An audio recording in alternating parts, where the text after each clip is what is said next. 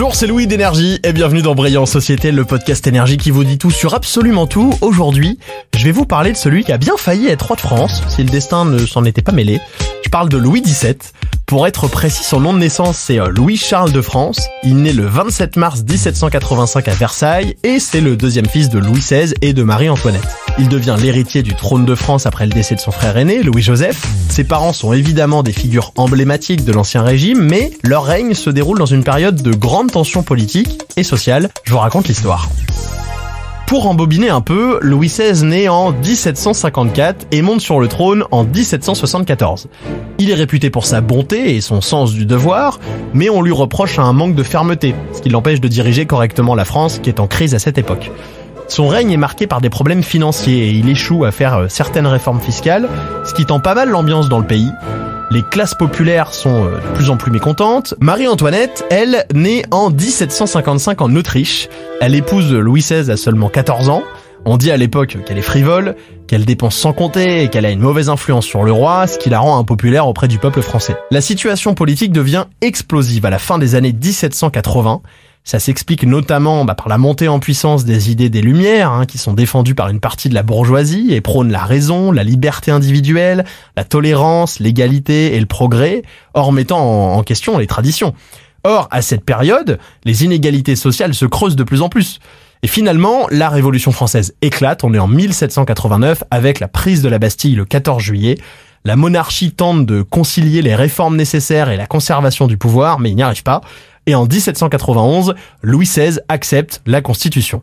En juin de cette même année, il essaye de s'enfuir à l'étranger avec sa famille, mais se fait rattraper. C'est la fameuse fuite de Varennes. Cette tentative de fugue rend le peuple furieux. En août 1792, la famille royale finit par être emprisonnée dans la Tour du Temple à Paris. Cette prison devient leur dernier lieu de résidence familiale. En août 1792, la famille royale finit par être emprisonnée dans la Tour du Temple à Paris. Cette prison devient leur dernier lieu de résidence familiale. Le 21 janvier 1793, Louis XVI est exécuté par guillotine sur la place de la Révolution, après avoir été jugé pour conspiration contre la liberté publique. Sa femme meurt de la même manière, on est donc le 16 octobre 1793, et pendant ce temps, leurs enfants, dont Louis-Charles, sont séparés de leur mère et placés sous la garde stricte des autorités révolutionnaires. À la mort de son père, Louis-Charles devient Louis XVII, pour les royalistes. On le confie à la garde d'Antoine Simon, qui est un cordonnier révolutionnaire et qui habite dans l'enceinte de la prison du Temple. Avec sa femme, ils ont pour mission de le rééduquer selon les principes du nouveau régime. Mais ses conditions de vie sont terribles. Il est mal nourri, il est isolé, maltraité. Leur objectif est de briser son esprit royaliste et de le transformer en un petit enfant du peuple. On part de loin quand même, c'est pas simple. Le 19 janvier 1794, le cordonnier et son épouse quittent le temple et le petit garçon se retrouve à l'isolement. Alors là, il vit accroupi et presque personne ne lui rend visite.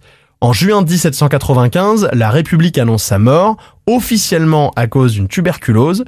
Mais cette version des faits ne convainc pas tout le monde et rapidement, plein de théories selon lesquelles il aurait survécu émergent. L'une des premières, qui est restée la plus célèbre aujourd'hui, c'est celle de l'évasion.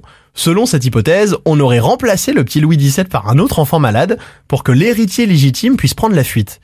Des royalistes auraient organisé cette évasion en secret. C'est une version qui est alimentée par des témoignages de certains prisonniers et de gardiens qui déclarent qu'ils ont vu des choses étranges se produire à la Tour du Temple à l'époque. Autre théorie, celle de l'évasion en 2 étapes. Les partisans de cette hypothèse affirment que Louis XVII aurait d'abord été transféré dans une autre prison que celle du Temple, pour que la manœuvre passe inaperçue, puis libéré plus tard par des agents royalistes.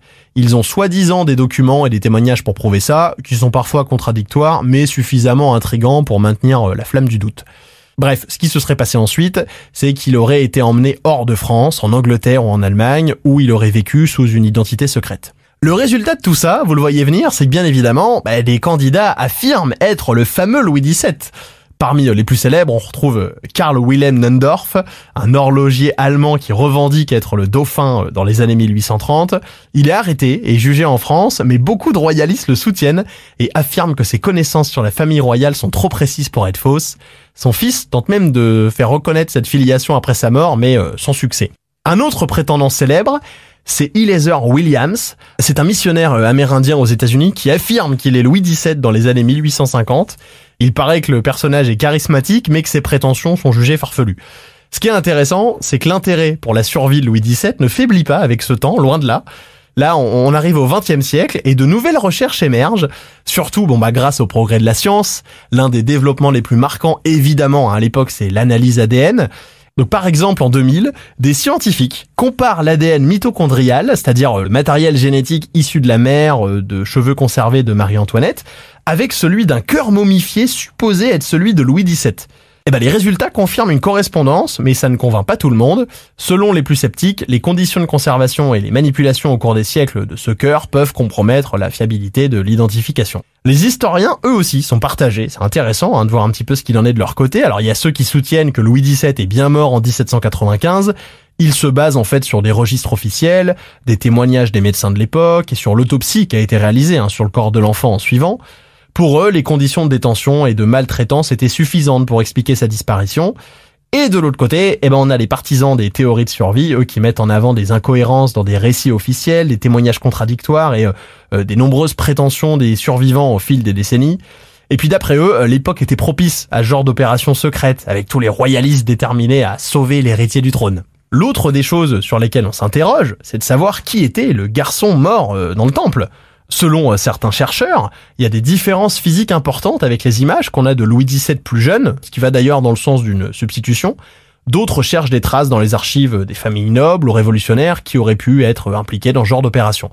Et puis il y a aussi les aspects psychologiques et sociaux de l'époque qu'il faut prendre en compte. Pourquoi est-ce que tellement de gens ont voulu croire à la survie de Louis XVII ? Ça s'explique probablement par l'idée qu'un enfant roi survivant représentait un espoir de restauration monarchique et du coup de retour à l'ordre ancien. D'ailleurs, les prétendants, qu'ils soient sincères ou non, ont souvent trouvé un soutien parmi les royalistes désespérés. Aujourd'hui, la question de savoir si Louis XVII est réellement mort en 1795 ou pas reste ouverte. L'ADN a apporté des éléments nouveaux, mais ça ne suffit pas à clore le dossier définitivement. Du coup, chaque nouvelle analyse apporte son lot de débats et de discussions enflammées. Ce qui est certain, c'est que l'histoire de Louis XVII captive encore l'imagination de tous, des siècles plus tard. Son destin tragique incarne vraiment les tumultes de la Révolution française et les espoirs brisés de la monarchie. Alors qu'il soit mort en 1795 ou qu'il ait survécu sous une identité secrète, il reste une figure emblématique et surtout le symbole de l'innocence sacrifiée sur l'autel de la politique. Et qui sait, peut-être qu'un jour, on aura une nouvelle découverte qui viendra lever le voile sur ce mystère.